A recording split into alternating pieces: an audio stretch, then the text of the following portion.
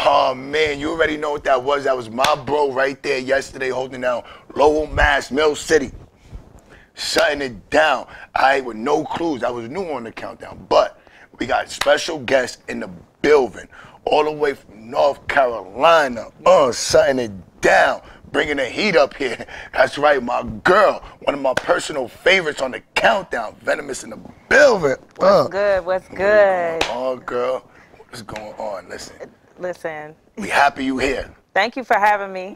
No, thank you for coming. You blessing the stage right now. We get blessed with a lot of artists, but with your statue, you've been working. So now the music, your music, I'll tell you right now, for a female artist, you stayed the lane. You know what I mean? You stayed the lane. You ain't try to tend too much to the dudes, tend too much to the females. You tended a lot to the craft. So like, where did that start for you? I'm from Jersey, so I grew up just listening to a lot of different people, Queen Latifah, Naughty by Nature, just in that Jersey culture. So Redman, Rod Digger. So we've always been bar heavy in Jersey. That's where I'm originally from. And then I moved to North Carolina, and it was kind of like the South groomed me. Like the North made me very bar heavy, but the South groomed me to be a complete artist.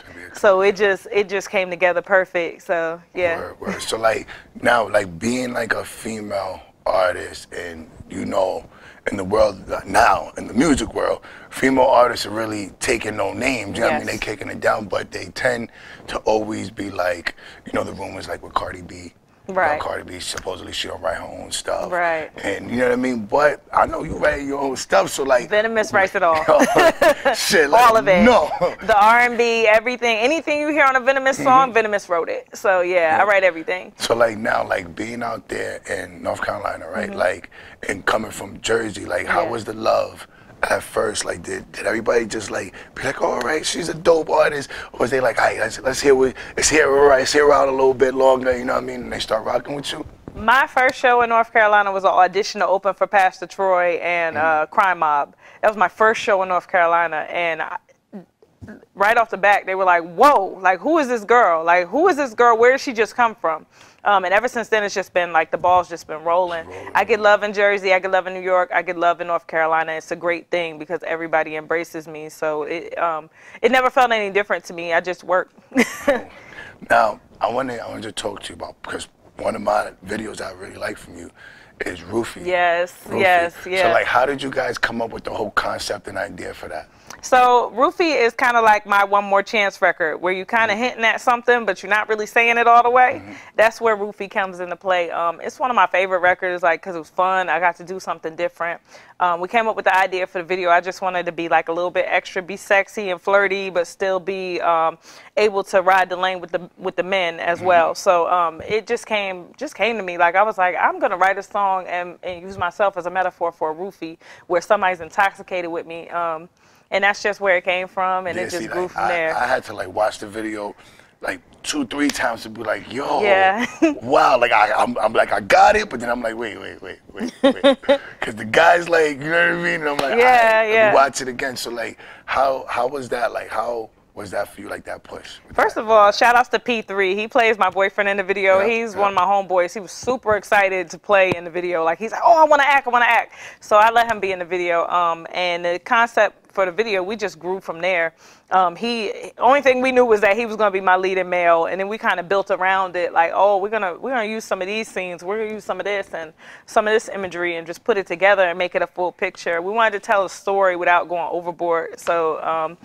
Again, it's one of my favorite videos, like one of my favorite. I had so much fun doing it. And shouts to everybody who came out for the video. Like, we filled the club, and it was just a great time. Great time. Yeah, I love that video. I really do.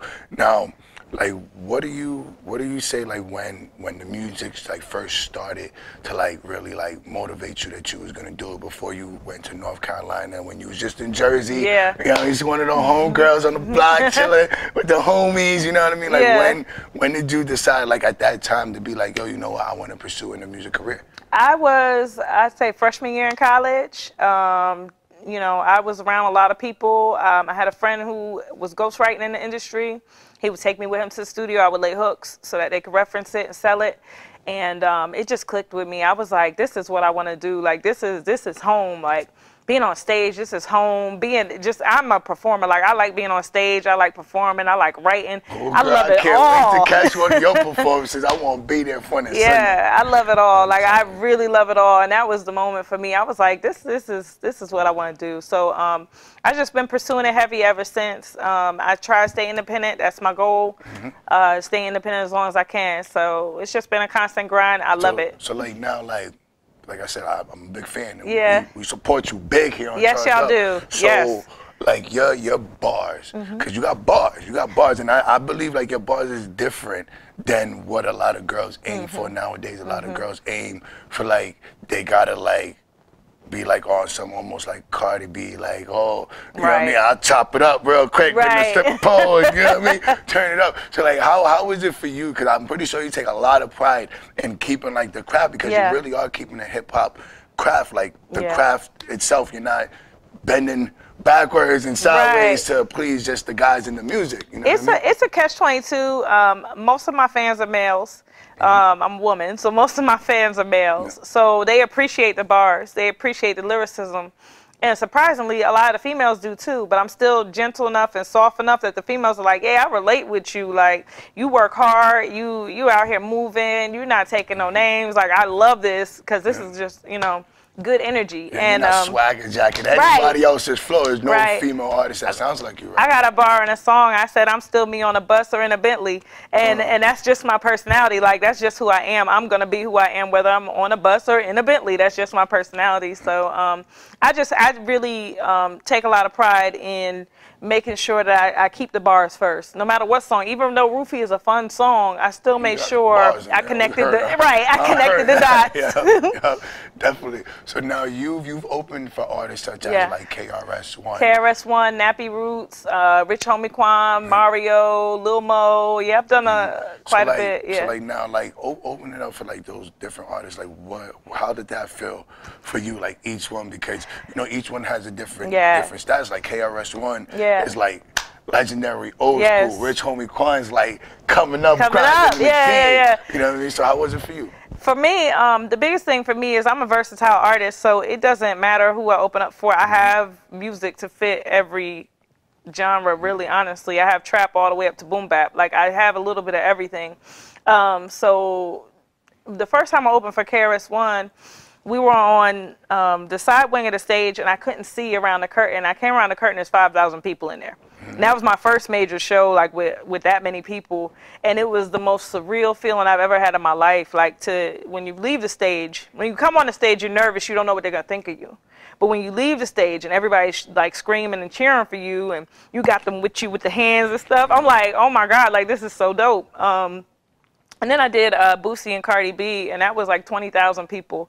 And that was a whole different feeling because it was so many people there. But it's just the best feeling in the world. I love it. Absolutely. So like that feeling for you, you know what I mean? It's like something that you've wanted since you was a kid, because I've read some of your bio. And you know, it says, you know what I mean, you've been doing music since you was a little. Forever. My cousins had deals. They had shoddy deals, but they had deals when I was little. They work and grinding. Right, and they used to make me freestyle and rap for chicken nuggets, and we were poor, so they're like, if you spit this bar, I'll give you a peanut butter and jelly sandwich. I'm like, oh, and I get up there and just do the song and do it right. Get me extra chicken nuggets or whatever. So like, what music did you grow up on that helped influence your whole career? I'm definitely Just Blaze era.